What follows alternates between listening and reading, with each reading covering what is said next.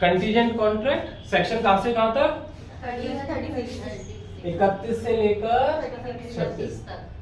Contingent contract यदि हम शाब्दिक अर्थ समझने का प्रयास करें तो कंटीजेंट कॉन्ट्रैक्ट दो शब्दों से मिलकर के बना है, एक है कॉन्ट्रैक्ट, दूसरा है कंटीजेंट। इसका मतलब है ये कॉन्ट्रैक्ट है जो किसी पर कंटीजेंट है, यानी कि समाश्रित संविदा है, ये संविदा है पर किसी पर समाश्रित है, आश्रित है। और किस पर आश्रित है? ये इवेंट पर आश्रित है। यानी कि दो चीजें, क्योंकि कॉन्ट्रैक्ट और कंटीजेंट, तो यहां पर भी दो चीजें निकल के आएंगी। कॉन्ट्रैक्ट है, किसका कॉन्ट्रैक्ट है? टू डू, कुछ करने का, या फिर नॉट टू डू, कुछ ना करने का। और ये कोलेटरल है, किसी चीज पर डिपेंड है, किस पर? इवेंट पर। इवेंट कौन सी? हैपन या फिर नॉट हैपन। तो डेफिनेशन क्या निकली अब कंटीजेंट कॉन्ट्रैक्ट की? कंटीजेंट कॉन्ट्रैक्ट एक ऐसा कॉन्ट्रैक्ट है, यानी कि एक ऐसी संविदा है जो कुछ करने या ना करने की संविदा होती है। यह किसी इवेंट पर डिपेंड करती है, इवेंट होने पर या ना होने पर। सेम चीज यहां पर है, तीसरी चीज कोलेटरल और है। तो contingent contract is a contract to do or not to do something if some event collateral to such contract does और does not happen. Contingent contract एक ऐसा संविदा है जो कुछ करने या ना करने की संविदा है, जो किसी घटना के घटित होने या न होने पर समाश्रित है। ठीक है, समझ में आया? अब इसके संबंध में जैसी डेफिनेशन थी, इसी के आधार पर तीन एलिमेंट निकले। नंबर 1 कुछ करने या ना करना, नंबर 1। नंबर 2 इवेंट, और नंबर 3 कोलेटरल। यह हम दो भी बना सकते हैं। अगर हम दो बना रहे हैं तो यह कुछ करने या ना करने की संविदा है। नंबर 2 लिख लो, इट शुड बी या if some event collateral to such contract does और डज नॉट हैपन। या फिर हम 3 बनाते हैं तो ऐसे बना सकते हैं, यह कुछ करने या ना करने की संविदा है, यह किसी इवेंट पर डिपेंड होती है, इफ सम इवेंट डज और डज नॉट हैपन, यह किसी इवेंट के घटित होने या ना होने पर आश्रित होती है, और यह इवेंट कॉन्ट्रैक्ट के संपार्श्विक यानी कि कोलेटरल होनी चाहिए। एक एग्जांपल से समझ लेते हैं। जैसे कुछ करने या ना करने का वचन, यानी कि एक व्यक्ति ने वचन दिया कि मैं तुमको 20,000 रुपए या 2 लाख रुपए दूंगा, और किस बात पर दूंगा? कौन सी घटना पर? यदि जो तुम्हारा घर है इसमें आग लग जाए। तो यहाँ पर 20,000 रुपए का दिया जाना आग के लगने पर डिपेंड है, हैपनिंग पर डिपेंड है ना? तो यहाँ पर यदि एक व्यक्ति 20,000 रुपए देने का वचन करता है कि यदि तुम्हारे घर में आग लग जाए तो मैं तुम्हें 20 लाख रुपए या 2 लाख रुपए दूंगा, तो यह कंटीजेंट कॉन्ट्रैक्ट है।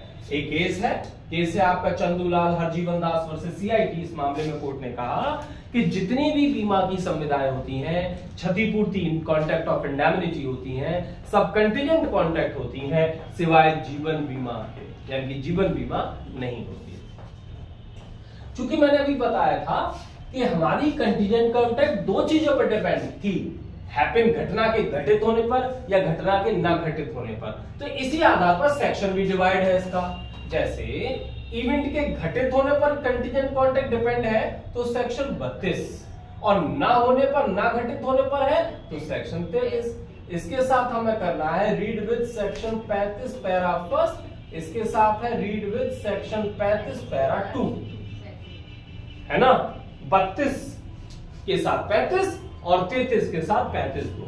तो 32 में क्या लिखा है? कंटीजेंट कॉन्ट्रैक्ट, यानी कि कंटीजेंट कॉन्ट्रैक्ट की इन्फोर्सेबिलिटी बात करें, यदि वो डिपेंड करती है हैपनिंग ऑफ इवेंट पर। यदि आपके घर में, यदि मोहन के घर में आग लग जाए तो उसको 20,000 रुपए दिए जाएंगे। तो 20,000 रुपए का दिया जाना आग लगने पर डिपेंड है, ठीक है ना? और इसके साथ 35 ये बोल रहा है कि निश्चित समय के भीतर यदि हो जाए, यदि निश्चित समय के भीतर ये घटना घटित हो जाए तो ही पैसे मिलेंगे, है ना? और ऐसे ही ना घटित होने पर हो तो यहां पर क्या है? ना घटित होने के मामले में यदि वह घटना ना घटित हुई, सेक्शन 35 से कह रहा है कि यदि वह घटना ना घटित हुई हो तो आपको ये पैसे मिलेंगे। जैसे एक एग्जांपल, अभी आपको बोला था कि यदि आपका मोबाइल केरला ना पहुंचे, यदि ये शिप इंग्लैंड ना पहुंचे, तो आपको 20 लाख रुपए मिलेंगे या 20,000 रुपए मिलेंगे। तो यहां पर वचन किस बात पर डिपेंड कर रहा है? ना पहुंचने पर, घटना के न घटित होने पर। और मान लीजिए ये इसे कैसे लागू करा सकते हैं? तो जब उसका पहुंचना वहां पर असंभव हो जाए, मान लो बीच में ही जो शिप है डूब जाता है, आग लग जाती है, नष्ट हो जाता है, खो जाता है, लूट लिया जाता है, या कुछ और कारण से में से नष्ट होना, डूबना, आग लगना, ये ज्यादा बेहतर एग्जाम्पल है। तो यदि उसमें आग लग गई तो अब उसका पहुंचना असंभव हो गया।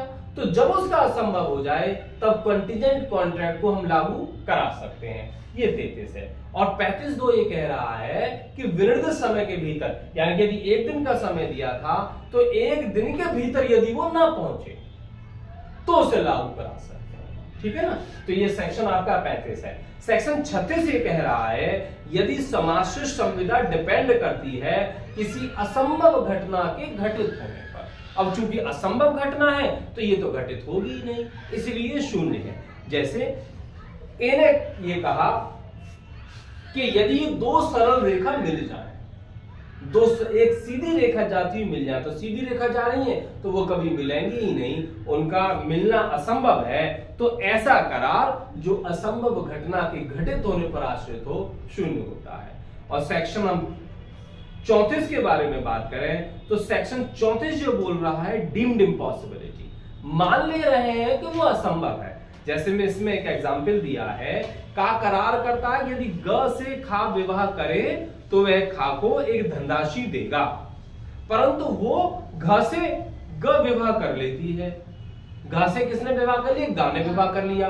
तो उन दोनों का विवाह होना लगभग सा असंभव है। मात्र एक बात की संभावना है कि वो लड़का ही मर जाए, उसका पति मर जाए, या फिर वो उससे तलाक ले ले और मरने के बाद या तलाक के बाद फिर उस व्यक्ति से विवाह कर ले। 1% संभावना है, परंतु इसको हम डीम्ड इम्पॉसिबिलिटी इसलिए मान रहे हैं क्योंकि उसके विवाह करने से पहले ही उसने किसी अन्य से विवाह कर लिया। तो ये प्रकल्पित असंभवता है। तो सारे सेक्शन याद हुए।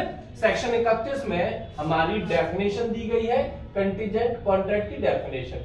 32 में हैपनिंग पर, 33 में नॉन हैपनिंग पर, 34 में प्रकल्पित असंभवता, 35 में स्पेसिफाइड टाइम के अंतर्गत है, स्पेसिफाइड टाइम के भीतर कंटीजेंट कॉन्ट्रैक्ट है, और 36 में इम्पॉसिबल घटना पर आश्रित समाश्रित संविदा है।